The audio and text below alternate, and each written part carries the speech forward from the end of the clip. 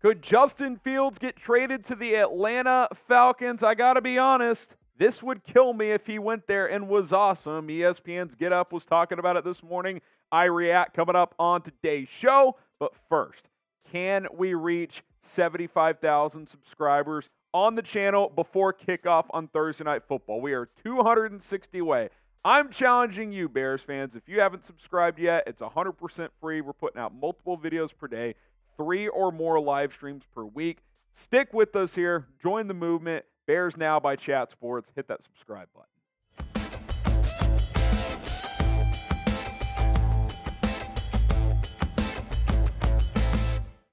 Could Justin Fields return home to the Atlanta Falcons? He, of course, is from the ATL area. ESPN's Get Up was discussing this today. Now, to be clear, they weren't discussing trade ideas that would land him in Atlanta. They more explored like, hey, if he went to the Falcons, it would probably be good for his career, and it would also be, if not more so, be good for the Falcons because Desmond Ridder is really struggling. The rest of that roster is pretty good, especially with some of the offensive weapons they have that are just being underutilized due to poor quarterback play. And Arthur Smith, obviously a good offensive mind. And from the Bears' standpoint, having the top 2 picks in the NFL draft, drafting a quarterback is very much a possibility depending on how the rest of the season plays out. So let's go through this a little bit. Mike Greenberg on ESPN kind of started the conversation. He said the Bears are going to maybe have the first 2 picks in the draft next year. They are going to draft Caleb Williams and move on from Justin Fields. If Fields was the quarterback of the Atlanta Falcons, they would be 1,000 times better off. The Falcons drafted Bijan Robinson, number 8 overall. This comes from Ryan Clark, by the way, who's on Get Up as well. The years before you drafted Drake London and Kyle Pitts. These guys are supposed to be stars. You want to look at a quarterback that can drive the football, it's the guy that's wearing number 1 in Chicago. They, meaning the Falcons, would be a problem if they got Justin Fields. And this is my biggest fear, guys, is we talk about this and we have to acknowledge the scenario that Fields may not be the quarterback after this year in Chicago. A big part of me truly believes that if the Bears trade Fields or if he walks away after the end of his rookie contract, whatever the case may be, he will become a star elsewhere if he lands in a competent franchise with an offensive coaching staff that knows how to use him properly and consistently and can help him grow. We've seen the superstar potential in Chicago, but he hasn't had competent coaching a lot of the time. He hasn't been in an organization that is distraction-free.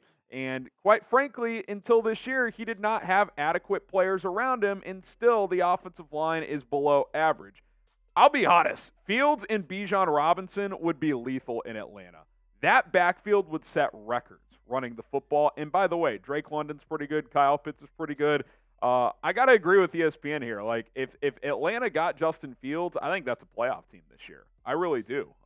They're 2-2, and Desmond Ridder's been horrible. So it pains me to say it. I don't want to see this happen, at least not right now. But I've said it. I've thought it. I think if he got drafted elsewhere, he would have been a better player. I think if he went somewhere else next year or whenever, there's a good chance he could still become a franchise quarterback. I'm not completely giving up hope that it could happen here in Chicago, but it is my biggest fear that the Bears move on and he blossoms into superstardom elsewhere. So predict it for us. Will the Bears trade Justin Fields between now and week 1 of next year? Maybe before the trade deadline. Maybe it's in the offseason. What say you? If you think they'll trade him, not what you want, what you think will happen. Type T for trade. If you think they're going to keep him, type K for keep. Pin comment on today's show. After this YouTube ad break, we'll talk more about this topic. To be clear, I want Fields to work in Chicago. Producer Coop knows this. I'm probably the biggest Justin Fields fan out there. I want this guy to work. I've seen the potential. I watched him in college. I know it's a different game. The kid has confidence and swagger, and for some reason that has been diminished during his time with the Bears, but we kind of saw it come back last week. We saw a guy stand in there, take the hits, deliver strike after strike, play with that swagger, play with that confidence. 28 of 35, 4 tutties, 1 pick. He set a franchise record with 16 straight completions to start a game. He was 23 of 24 at one point, with his lone incompletion being on a Hail Mary attempt. He was in his bag. He was playing confident. He looked like the guy we've been waiting to see regardless of the opponent. So now the question is, can he string some games together? Can the coaches continue to do what he does well, and can he hold his end of the bargain? It's a partnership. This works together.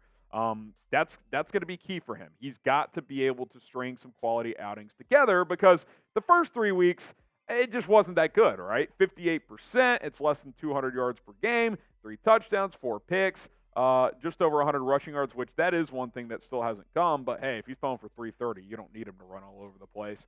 And the 1 rushing touchdown there. I saw a projection through 4 games if the exact stats even out over a 17-game stretch, Fields will throw for about 3,700 yards, 30 touchdowns, and 21 interceptions. Now, you need the INTs to come down, but say that gets down to 15, 30 touchdowns, 15 picks, 3,700 yards. If you told me that before the season, I would have signed up for that instant. I mean, there's no doubt about it. Now, you've got 4 games leading up to the NFL trade deadline, and let me be clear, I'd be shocked if he got moved before the deadline. I think that's probably more of like an offseason thing if the Bears decide to move on. But you got at Washington Thursday night, another opportunity for Justin and this team. A couple of home games against manageable football teams, Minnesota and Las Vegas. And then you've got that big Sunday Night Football national TV audience game at Inglewood at SoFi Stadium against Justin Herbert and the LA Chargers. And then it's the trade deadline. A couple days after that, October 31st, Halloween.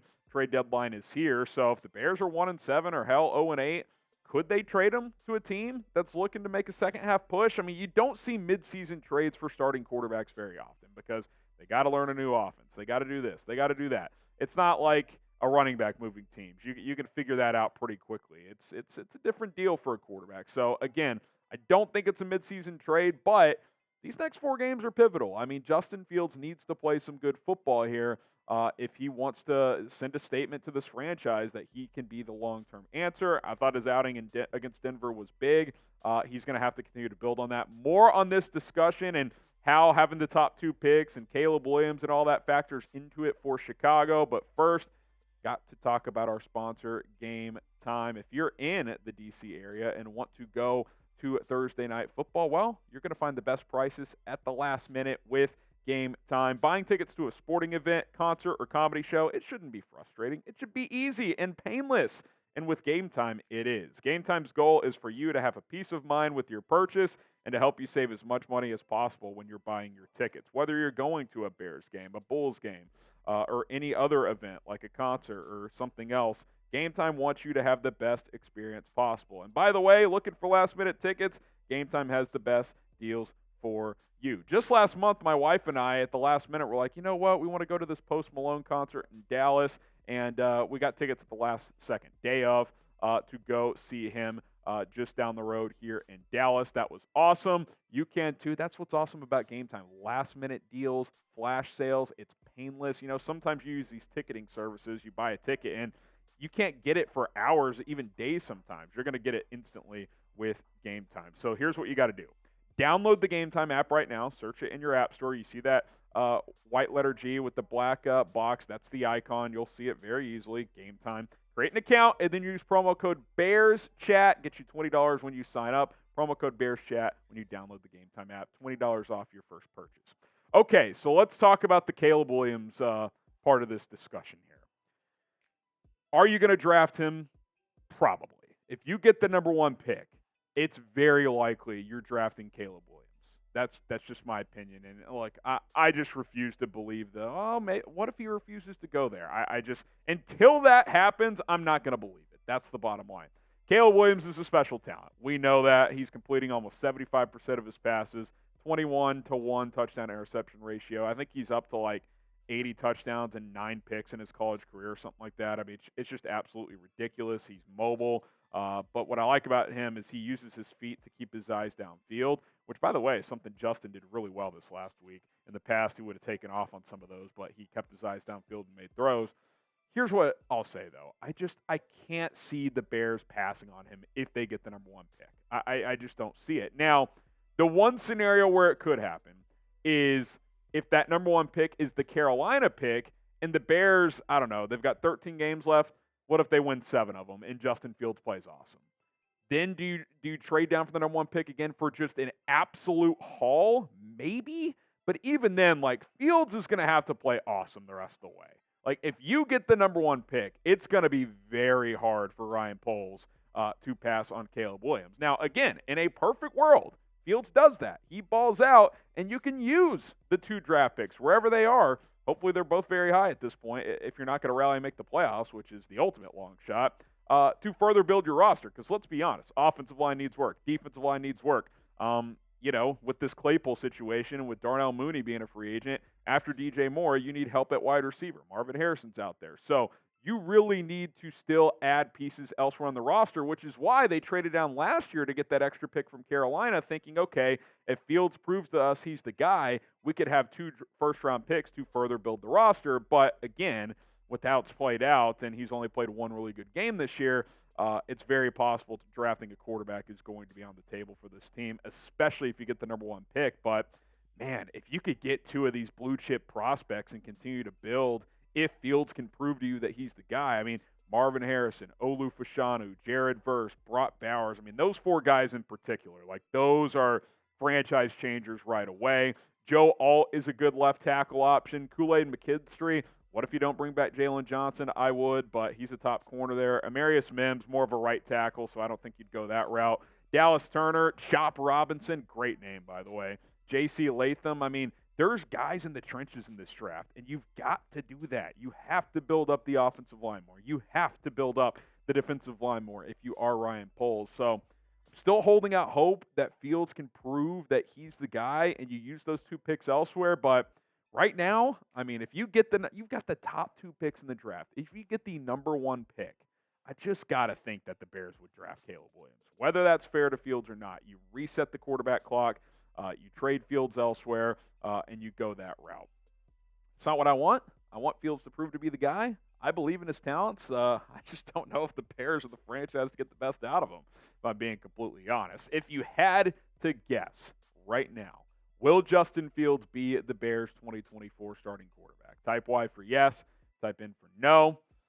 Still unclear, but we'll have to wait and see. And just to put a bow on all this, here's the bottom line. He's got to play well the majority of the rest of the season. You're 4 games in. He's played 1 really good game, 3 not very good games. You got to have more good games than bad when you add up to 17. And even then, it's got to be really convincing. Otherwise, I just think the Bears are going to draft the quarterback. That's just what I think will happen. So that's where it is for Justin. He's got to figure it out. He's got to rise above the incompetency of this franchise, which is very much a real thing, unfortunately, for the Bears right now. All right, guys, appreciate you for tuning in. We'll be back later today probably with another video, so subscribe and turn on your notifications. Until then, bear down.